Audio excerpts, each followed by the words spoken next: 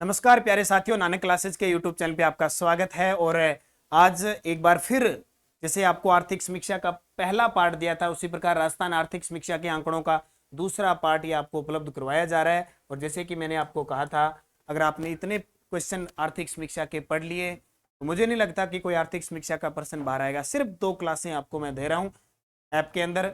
ये test series भी है और नानक क्लासेज की बुक भी बाजार में उपलब्ध है, आप ले सकते हैं। तो खास फोकस है, सेकंड ग्रेड का एग्जाम है 30 जुलाई, क्योंकि निश्चित है कि यहाँ से क्वेश्चन आएगा। और मैं एक पूरी कोशिश कर रहा हूँ कि इंडिया की आर्थिक समीक्षा के क्वेश्चन की जो 15-20 परफेक्ट बनते हैं, जो एग्जाम में पूछे जा सकते हैं, उनका आपको वीडियो दूंगा। तो स्टार्ट करें आज की इस महत्वपूर्ण कड़ी की क्लास, राजस्थान आर्थिक समीक्षा 2022-23। इसकी पीडीएफ भी मैंने टेलीग्राम पे डाल दी है, नानक क्लासेस शिव सर नाम से, उसे भी ज्वाइन कर लेना। चूकना मत, करंट फतेह सीरीज की एक क्लास। पहला प्रश्न देखो, राजस्थान में 30 नवंबर 2022 तक कितने मेडिकल कॉलेज हैं? मैंने आपको बताया कि आर्थिक समीक्षा की जो रिपोर्ट है वो नवंबर दिसंबर के आसपास आती है, तो उसके तहत अलग अलग बनाए गए हैं।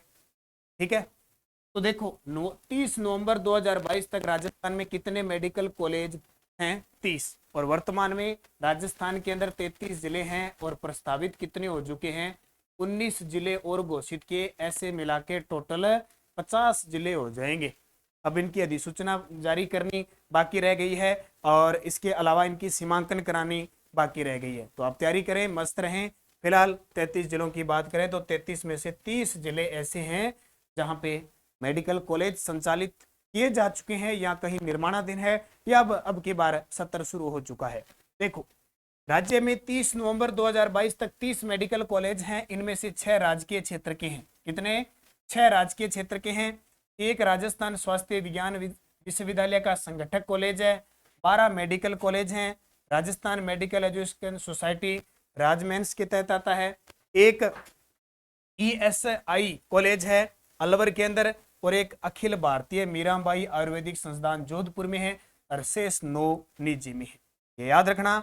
नोट, राजस्थान में 18 राज्य वित्त पोषित विश्वविद्यालय है, 52 निजी विश्वविद्यालय है और 8 डिम्ड विश्वविद्यालय है। अब बात आती है कि राजस्थान के अंदर 33 में से 30 जिलों के अंदर है, 3 जिले ऐसे बच चुके हैं जहां पे केंद्र सरकार नहीं बल्कि राजस्थान सरकार यहाँ पे कॉलेज बनाएगी। एक तो है राजसमंद, एक आता है पाली और एक आता है जालोर। ये 3 ऐसे जिले हैं जहां पे 3 मेडिकल कॉलेज सरकार बनाएगी, खुद राजस्थान सरकार अपने वित्त पोषण से। तो इनको याद रखना। ठीक है, तो एसटीजी इंडेक्स 3.0 में राजस्थान का कौन सा जिला प्रथम स्थान पे रहा है? अब इस प्रश्न को आपको चर्चा करनी है।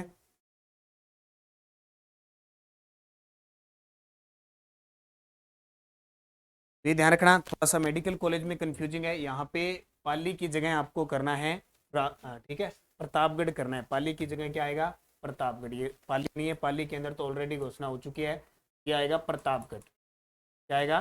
प्रतापगढ़। तो ये 3 ऐसे जिले हैं जब बजट घोषणा हुई थी 2023-24 की, उसमें राजस्थान सरकार ने कहा कि हम अपने वित्तीय खर्चे से लागू करेंगे। राजसमंद, प्रतापगढ़ और जालोर। फिर देखो, एसडीजी इंडेक्स 3.0 में राजस्थान का कौन सा जिला प्रथम स्थान पे रहा है? ये अब जब आर्थिक समीक्षा पढ़ते हैं तो सतत विकास सूचकांक के बारे में पढ़ते हैं। अब तक 4.0 सूचकांक जारी हो चुके हैं। अब बात आती है एसडीजी इंडेक्स 3.0 में जयपुर टॉप पे रहा। इस पे जयपुर टॉप पे रहा। अब सारी कहानी देखो, राजस्थान एसडीजी इंडेक्स का तृतीय चरण मार्च 2022 में जारी किया गया। इसकी गणना 14 सतत विकास लक्ष्यों के 75 संकेतकों पर की गई। वैसे इसमें टोटल लक्ष्य कितने रखे गए हैं? 17, लेकिन यहाँ पे जो टारगेट रखा गया वो सिर्फ 14 सतत विकास लक्ष्यों पे, 15, 16, 17 पे कोई भी लक्ष्य मिला नहीं, सूचकांक मिला नहीं। तो 14 सतत विकास लक्ष्यों के 75 संकेतकों पर की गई। राजस्थान का जयपुर जिला है वो शीर्ष पे रहा, जबकि 12 सबसे अंतिम स्थान पे रहा। यह आर्थिक समीक्षा 2022-23 की 3.0 की बात कर रहा हूं मैं आपको। इस इंडेक्स में राजस्थान का जो समग्र स्कोर रहा वो 57.58 रहा। ये क्लास आपके चाहे असिस्टेंट प्रोफेसर की है, चाहे आरएस की है, चाहे सेकंड ग्रेड, सबके लिए इंपॉर्टेंट है। अब देखो, अब तक जारी हुए एसडीजी यानी सस्टेनेबल डेवलपमेंट गोल्स, सतत विकास सूचकांक, इसका मतलब होता है 1.0 जारी हुई तो झुंझुनू टॉप पे रहा, 2.04 यूवी तो कोटा रहा, 3.0 में जयपुर रहा, और लास्ट अभी ताजा अपडेट आई है 2023 की, उसमें सिक्कर टॉप पे रहा है। तो ये भी आपके लिए इंपॉर्टेंट है और जयपुर वाला भी इंपॉर्टेंट है। अब उसकी पूरी कहानी पढ़ते हैं हम। देखो SDG सतत विकास लक्ष्य सितंबर 2015 संयुक्त राष्ट्र महासभा के 70वें transforming our world 2030 agenda for sustainable development शीर्षक वाले दस्तावेज को अपनाया गया। 17 सतत विकास लक्ष्य को 2016 से लेकर 2030 की अवधि में प्राप्त करना है। 1 जनवरी 2016 से प्रभावी हुआ। अभी प्रश्न आता है कि SDG के जो 17 कितने लक्ष्य, 17 लक्ष्यों को कब तक प्राप्त करना है, 2030 तक प्राप्त करना है। इसकी शुरुआत किस वर्ष, 2015 में अधिसूचना जारी हुई, प्रभावी हो गया 1 जनवरी 2016 से। SDG जिन्हें वैश्विक लक्ष्यों के रूप में जाना जाता है, को संयुक्त राष्ट्र के सभी सदस्य द्वारा गरीबी को समाप्त करने, इसको गरीबी को समाप्त करने, ग्रह की रक्षा करने, ग्रह कौन सा, पृथ्वी ग्रह की रक्षा करने, और वर्ष 2030 तक सभी लोगों की समृद्धि और शांति सुनिश्चित करने के लिए सार्वभौमिक आह्वान के रूप में अपनाया गया। इसमें 17 लक्ष्य है, 169 टारगेट है, को वर्ष 2030 तक अर्जित किया जाना है। अब गहराई से प्रश्न ये भी आ जाता है कि ये 17 लक्ष्य है कौन से, ये टोटल 17 लक्ष्य है कौन से। देखो 17 के 17 हम चर्चा करेंगे। ये देखो सतत विकास लक्ष्यों की सूची। सतत विकास में पहला है गरीबी की पूर्णता समाप्ति, यानी आज भी बहुत ऐसे देश हैं जो गरीबी, बहुत ज्यादा गरीब है, मतलब उनकी समाप्ति। भूखमरी की समाप्ति, अच्छा स्वास्थ्य रहना चाहिए, जीवन उनका अच्छा रहना चाहिए, गुणवत्तापूर्वक शिक्षा मिलनी चाहिए उन्हें, लैंगिक समानता, ठीक है, स्वच्छ पानी मिलना चाहिए, स्वच्छता। अब जरूरी नहीं है कि हर जगह स्वच्छ पानी हो, तो सारे टारगेट अपनाए गए हैं। सस्ती और स्वच्छ ऊर्जा मिले उन्हें, अच्छा काम मिले, आर्थिक उनका विकास हो, उद्योग नवाचार और बुनियादी ढांचे का विकास हो, असमानता में कमी हो, टिकाऊ शहरी और सामुदायिक विकास हो, जिम्मेदारी के साथ उपभोग और उत्पादन किया जाए, जलवायु परिवर्तन पर फोकस करना पड़ेगा, और पानी व जीवन पे, पानी व जीवन पे, भूमि पर जीवन, शांति और न्याय के संसाधन और लक्ष्य प्राप्ति में सामूहिक साझेदारी। ये टोटल 17 है। बहुत बार क्वेश्चन ये देखा गया कि निम्न में से कौन सा इन लक्ष्यों में शामिल नहीं है, वो भी पूछ लेते हैं। बड़ा एग्जाम है, आरपीएससी बड़े एग्जाम करवा रही है, तो जाहिर सी बात है यहाँ से पूछ सकती है। अब देखो SDG 2030 एजेंडा, हमारी दुनिया को बदलना, सतत विकास के लिए एजेंडा 2030 है। 2030 के लिए वैश्विक एजेंडे का मूल मंत्र है सार्वभौमिकता का सिद्धांत, कोई भी पीछे ना रहे, ये इनका मूल मंत्र है, ठीक है। राज्य में SDG के प्रभावी क्रियान्वयन के लिए आर्थिक व सांख्यिकी निदेशालय योजना भवन जयपुर में केंद्र स्थापित किया गया है। जिला स्तर पर जिला कलेक्टर की अध्यक्षता में जिला स्तरीय सतत विकास लक्ष्य क्रियान्वयन व निगरानी समितियों का गठन है किया गया है। तो ये पूरी डिटेल मैंने बता दी। उम्मीद है कि यहाँ से अगर कोई प्रश्न आएगा तो आपका गलत नहीं होगा, पूरी डिटेल बता दी। अब 4.0 भी जारी हो चुका है, जिसमें सिक्कर टॉप पे रहा है, तो ये याद रखना। अगला प्रश्न देखो, आर्थिक समीक्षा 2022-23 में प्रचलित कीमतों पर सकल मूल्य उत्पाद GVO में पशुधन उत्पादों का प्रतिशत कितना है। तो देखो भी दूध का हिस्सा है पशुधन। देखो कृषि के अंदर जो पशुधन होते हैं, ठीक है, पशुधन के अलग अलग हो गए। दूध का योगदान है 82.62, मांस का है 5.37, अंडे का है 40.68, उपयुक्त सभी। देखो वर्ष 2022-23 की बात करें तो पशुधन क्षेत्र का सकल मूल्यवर्धन 1.76 करोड़ अनुमानित है। राजस्थान राज्य में पशुधन क्षेत्र से होने वाली आय में दूध, अंडे और मांस का प्रमुख योगदान है। टोटल पशुधन में दूध का योगदान है 82.62, मांस का है 5.37, अंडे का है 40.68 और अन्य है 11.33। तो ये आपको आंकड़ा याद रखना है। फिर प्रश्न देखो, राजस्थान में कृषि गणना 2015-16 के अनुसार कुल प्रचलित भूमि जोतों की संख्या। ये प्रश्न पक्के आते हैं, कृषि से संबंधित भूमि जोतों की संख्या पूछी जाती है।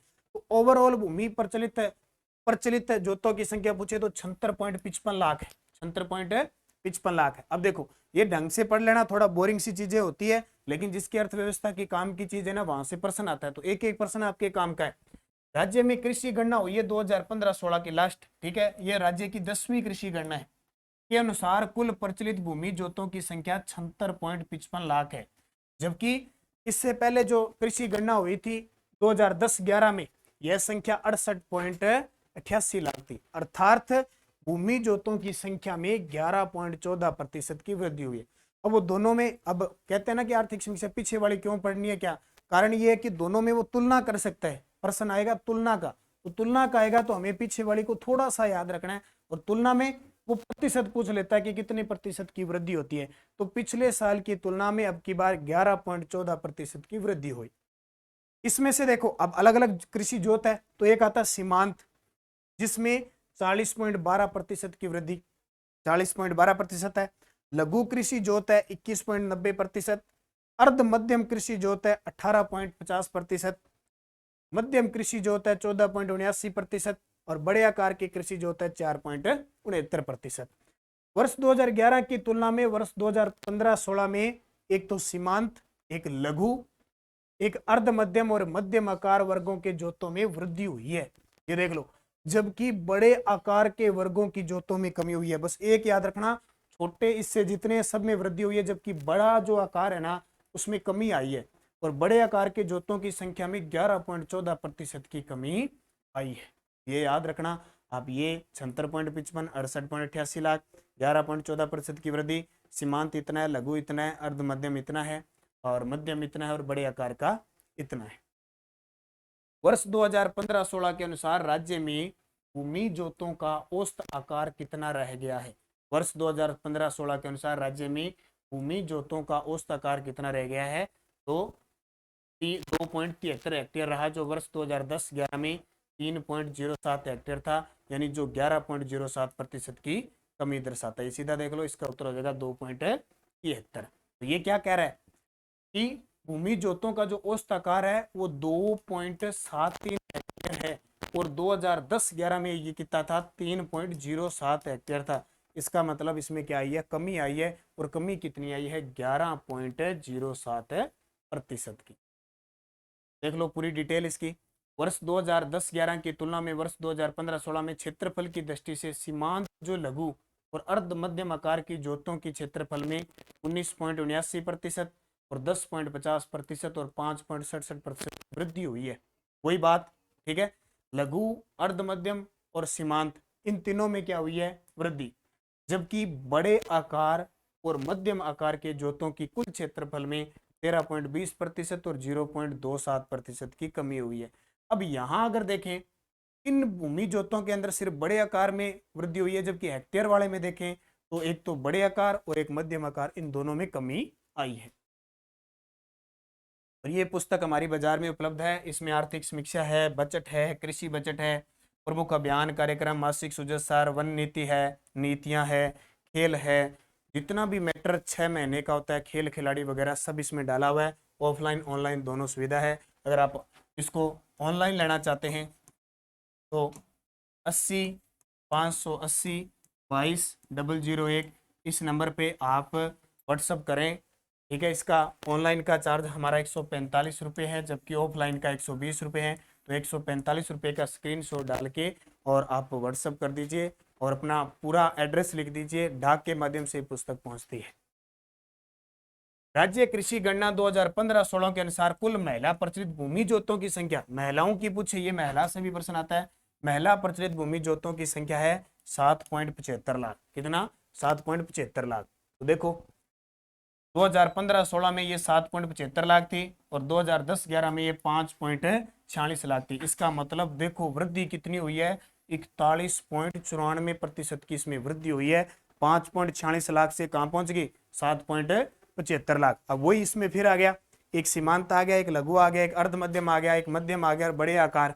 इनमें देखो 49.55, 20.77, 14.97, 11.74, 2.97, ये सारे के सारे आगे। और इन जोतों में क्या हुई है, सब में वृद्धि हुई है, ध्यान रखना। राज्य में 2010-11 में महिला भूमि जोतों का क्षेत्रफल 13.30 लाख हेक्टेयर था, और 15-16 में बढ़कर 16.55 लाख हेक्टेयर हो गया।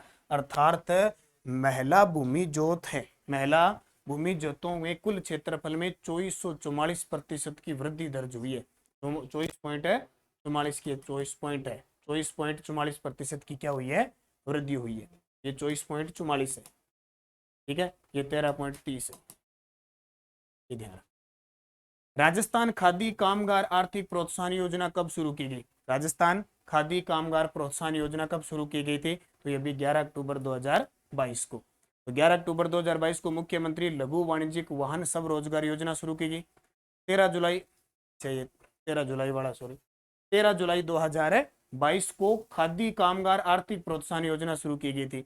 इसमें देखो अलग अलग योजनाएं। ई श्रम पोर्टल की शुरुआत हुई थी 26 अगस्त 2021 को। मिशन निर्यातक बनो प्रोत्साहन योजना 29 जुलाई 2021 को। यह भी ताजा रीट लेवल फर्स्ट का पेपर हुआ है, उसमें पूछा था, और उसमें तारीख भी उसने 29 जुलाई, 27 जुलाई, 25 जुलाई ऐसे पूछी थी।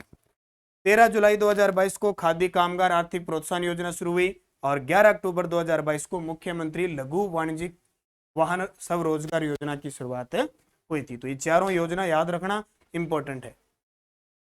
अगला प्रश्न देखो,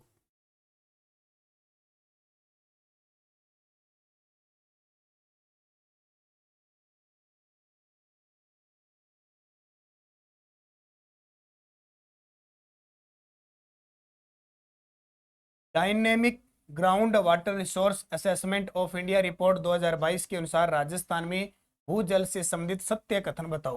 राजस्थान में भूजल से संबंधित सत्य कथन बताओ। देखो, वर्ष 2021-22 में भूजल 12.13 अरब घन मीटर रिचार्ज हुआ। भूजल रिचार्ज की तुलना में दोहन 151.07% हुआ। सर्वाधिक दोहन जैसलमेर और जोधपुर में हुआ। उपयुक्त सभी सत्य है। अब पूरी डिटेल देख लो, ये बड़ी गजब की डिटेल है।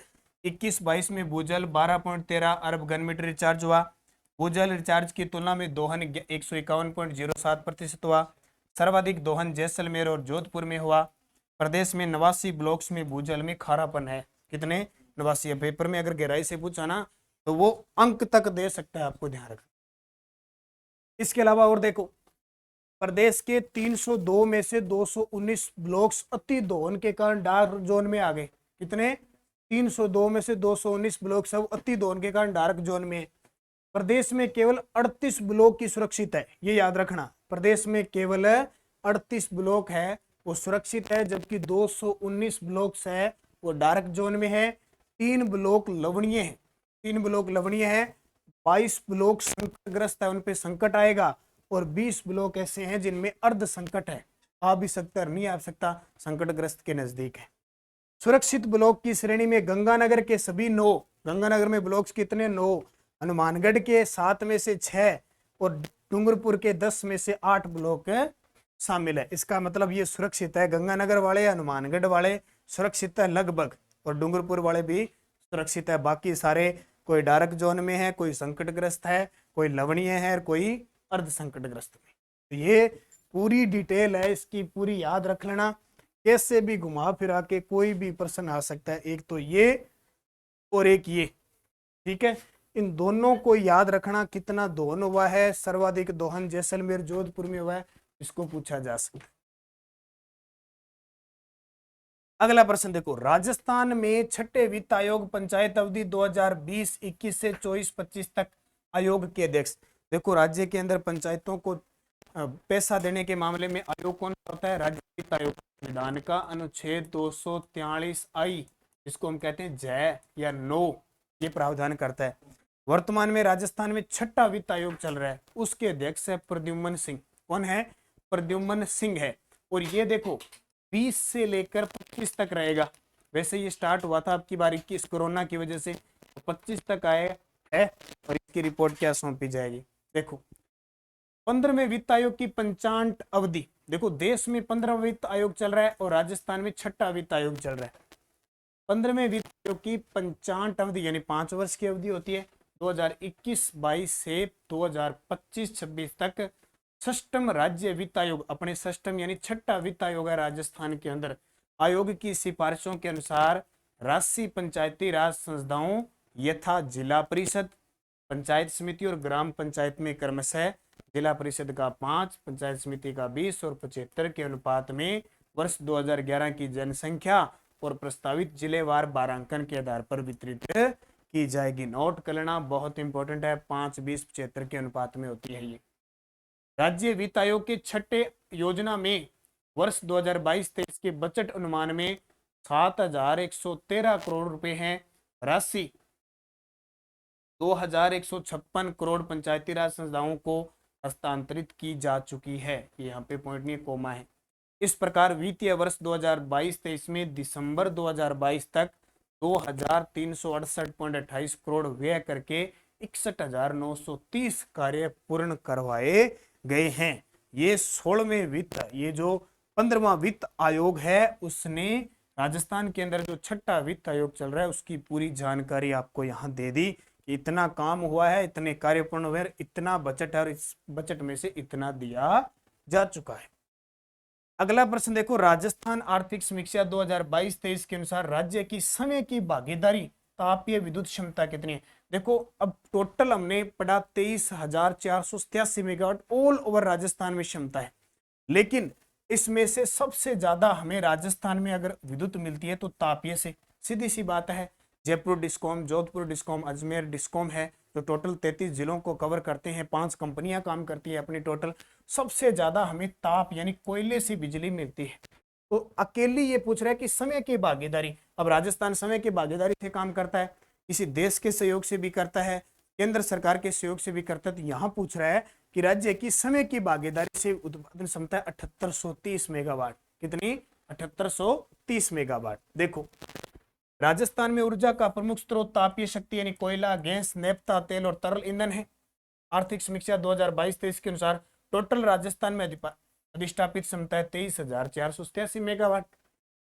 अब बात आती है कि तापीय की पूछे, ताप शक्ति से पूछे तो राज्य की समय की भागीदारी में है 7830 मेगावाट, ये नोट कर लेना। जबकि केंद्रीय परियोजनाओं से राज्य को आवंटित मिलती है 1916 मेगावाट। समय की है 7830, जबकि केंद्र सरकार से जब साझेदारी से यह आवंटित किया जाता है तो वो 1916 मेगावाट। तो ये दोनों आंकड़े याद रखना इंपॉर्टेंट है। अगला, आर्थिक समीक्षा 2022-23 के अनुसार गैर परंपरागत ऊर्जा स्रोतों में सर्वाधिक विद्युत किससे प्राप्त होती है। इस प्रश्न का मुझे कमेंट में जवाब दे दो, क्या उत्तर देते हो। 4 ऑप्शन आपके सामने, सौर ऊर्जा, जल विद्युत, बायोमास, पवन ऊर्जा।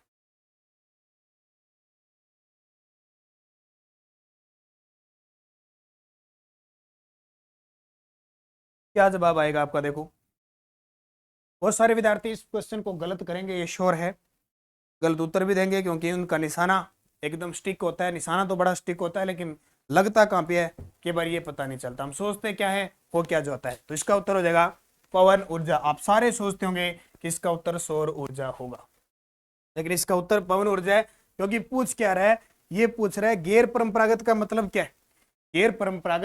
गैर परंपरागत वो ऊर्जा स्रोत, सौर ऊर्जा, पवन ऊर्जा, बायोमास, बायोगैस,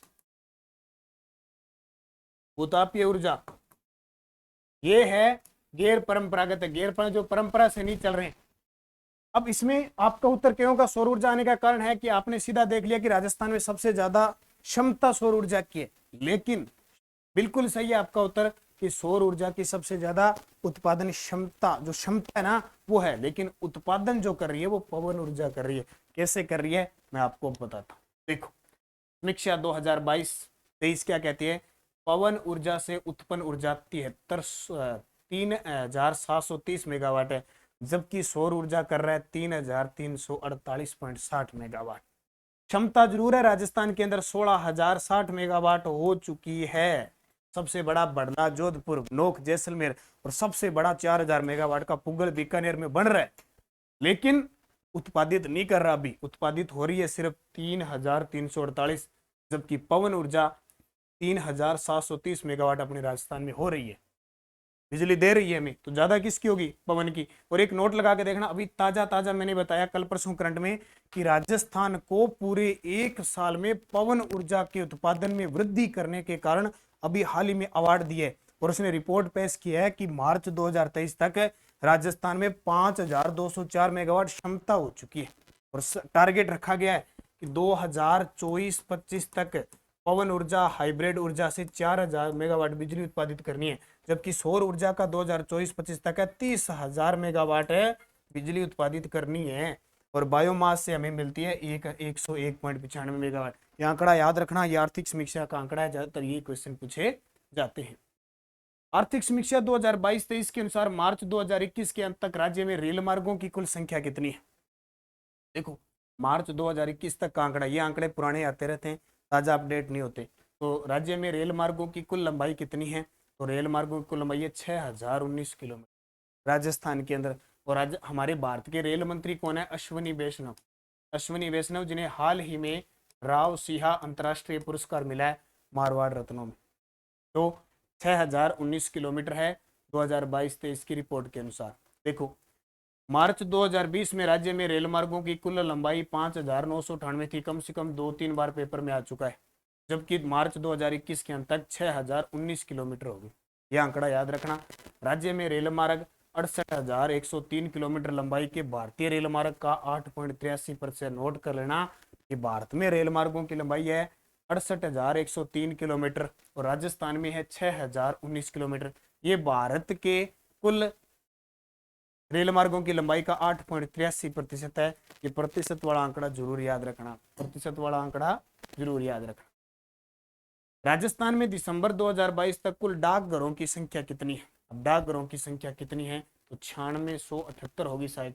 96 से कितनी? अच्छा डाकघरों की संख्या हो गई है 10,000 होगी, 10,290। ऐसे प्रश्न तो बहुत कम आते हैं, फिर भी याद रखना, कहीं चलते फिरते आरपीएससी कहीं पूछ ही ले तो 10,290 डाकघर है अपने राजस्थान के अंदर दिसंबर 2022 तक। तो इसमें अलग अलग है, देखो अंत तक राज्य में कुल 10,290 और मार्च 2022 तक कुल टेलीकॉम पूछे, टेलीकॉम उपभोक्ताओं की संख्या 6.39 करोड़ थी। तो ये आपकी आर्थिक समीक्षा के टॉपिक लगभग क्लियर हो चुके हैं। आपको यही चीजें पढ़नी है जो मैंने आपको बताई है। कल पहला पार्ट आपको दे दिया, उस पार्ट को देख लेना और इस पार्ट को देख लेना। जहां तक 99.99% ये क्लियर है कि आपको इससे बाहर आर्थिक समीक्षा का प्रश्न नहीं मिलेगा। ठीक है, पीडीएफ भी मैंने टेलीग्राम पे इसको फ्री डाल दी, नानक क्लासेस शिवसर नाम से जो टेलीग्राम मेरा बना हुआ है उस पे डाल दी। रोज सुबह 8 बजे करंट की क्लास आती है। आपके सहपाठी मित्र भाई बंधु जितने भी उनको कहो, एक फिक्स 10 से 15 मिनट की क्लास आती है राजस्थान करंट अफेयर्स की। रोज मैगजीन हमारी उपलब्ध हो जाती है आपको ऑफलाइन ऑनलाइन, और पीडीएफ भी आपको उपलब्ध हो जाती है। ठीक है, मंथली वैसे पीडीएफ भी नानक क्लासेज ऐप में टेस्ट सीरीज चल रही है, आप वहां से ले सकते हैं। आप निरंतर अध्ययन करें। 30 जुलाई को जिसका एग्जाम है वो चीजें सारी पढ़ के जाए। मैं कोशिश करूंगा कि आपको इंडिया की आर्थिक समीक्षा के क्वेश्चन भी उपलब्ध करवा दूं ताकि आप उनका अध्ययन करके जा सको। तो निरंतर पढ़ें, अच्छे तरीके से पढ़ें। नानक क्लासेज ऐप में बहुत सारी टेस्ट सीरीजें चल रही है।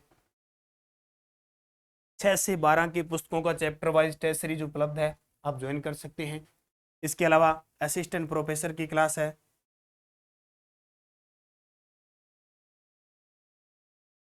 ज्वाइन कर सकते हैं। असिस्टेंट प्रोफेसर के लिए पीटीआई के लिए फर्स्ट पेपर और सेकंड पेपर की टेस्ट सीरीज चल रही है। कांस्टेबल की है, एसआई की है, मेंस एग्जाम देखो रीट लेवल मेंस एग्जाम की टेस्ट सीरीज है और रीट लेवल फर्स्ट लेवल की प्री किट है। और पात्रता इस साल सरकार करवाएगी, जल्द ही रीट की भर्ती आने वाली है, क्योंकि रीट की भर्ती कब भी आए सरकार पहले पात्रता करवाती है। तो इसके लिए टेस्ट सीरीज आप ज्वाइन करें। राजस्थान अध्ययन है, फर्स्ट ग्रेड सेकंड ग्रेड सब, कृषि पर्यवेक्षक है, सूचना सहायक है, संगणक है, आरएस आप सभी विद्यार्थियों के लिए आपकी मांग पर आरएस प्री की टेस्ट सीरीज भी शुरू कर दी है। तो आप अध्ययन करें, आप जिस भी विभाग में जाना चाहते हैं, जिसकी भी तैयारी करें अच्छे तरीके से। धन्यवाद। जय हिंद, जय भारत, जय राजस्थान।